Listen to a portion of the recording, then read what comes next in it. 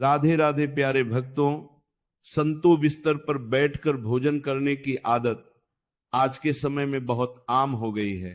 खासकर शहरी जीवन शैली में जहां थकान, आलस्य और मोबाइल या टीवी के साथ खाने की प्रवृत्ति बढ़ती जा रही है। कई लोग इसे आरामदायक मानते हैं और सोचते हैं कि इसमें कोई खास नुकसान नहीं है, लेकिन वास्तव में बिस्तर पर बैठकर भोजन करना न केवल शारीरिक स्वास्थ्य के लिए बल्कि मानसिक, पाचन संबंधी और जीवन शैली के स्तर पर भी कई प्रकार के नकारात्मक प्रभाव डालता है। हमारे शास्त्रों, आयुर्वेद और आधुनिक विज्ञान तीनों में ही भोजन करने के सही तरीके, सही समय और सही स्थान पर विशेष जोर दिया गया है। भोजन केवल पेट भरने का साधन नहीं है, बल्कि यह शरीर को ऊर्जा, मन को शांति और जीवन को संतुलन देने की प्रक्रिया है। इसलिए इसे हल्के में नहीं लिया जाना चाहिए। जब हम बिस्तर पर बैठकर भोजन करते हैं तो सबसे पहला प्रभाव हमारे पाचन तंत्र पर पड़ता है। बिस्तर पर बैठने की मुद्रा आमतौर पर सही नहीं होती।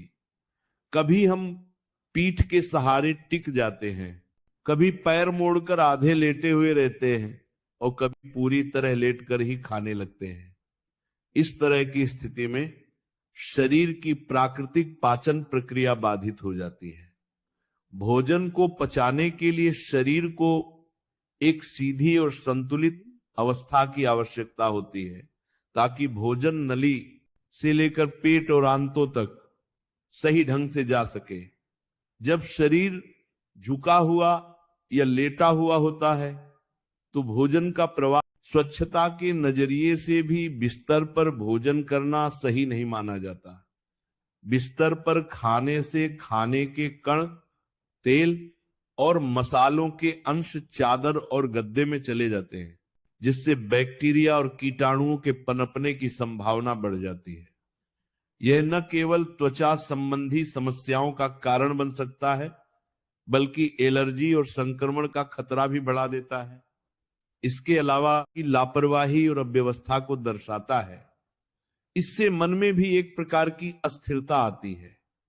कई लोग जो तनाव, चिंता या अकेलेपन में बिस्तर पर खाना खाते हैं, वे अनजाने में भावनात्मक भोजन की ओर बढ़ जाते हैं, यानी भूख न होने पर भी खाते रहते हैं।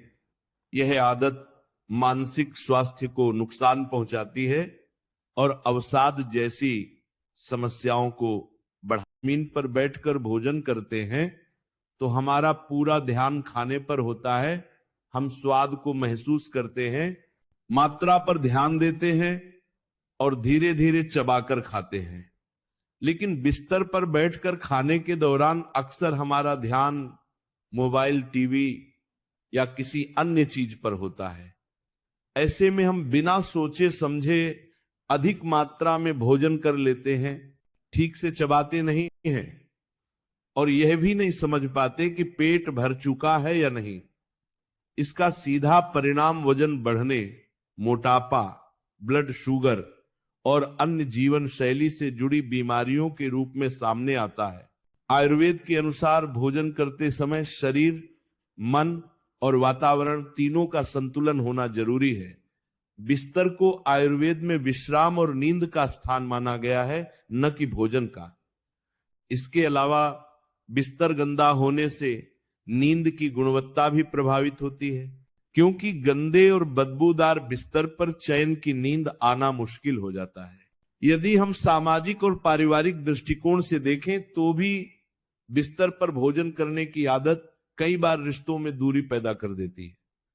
परिवार के साथ बैठकर भोजन करना आपसी संवाद, प्रेम और समझ को बढ़ाता है। लेकिन जब हम एक ही स्थान पर सोने, आराम करने और खाने जैसी अलग अलग क्रियाएं करते हैं तो शरीर और मन के बीच भ्रम की स्थिति बन जाती है। शरीर को यह संकेत नहीं मिल पाता कि अभी भोजन का समय है या विश्राम का। यही कारण है कि बिस्तर पर भोजन करने वालों को अक्सर भोजन के बाद आलस्य, नींद और सुस्ती महसूस होती है।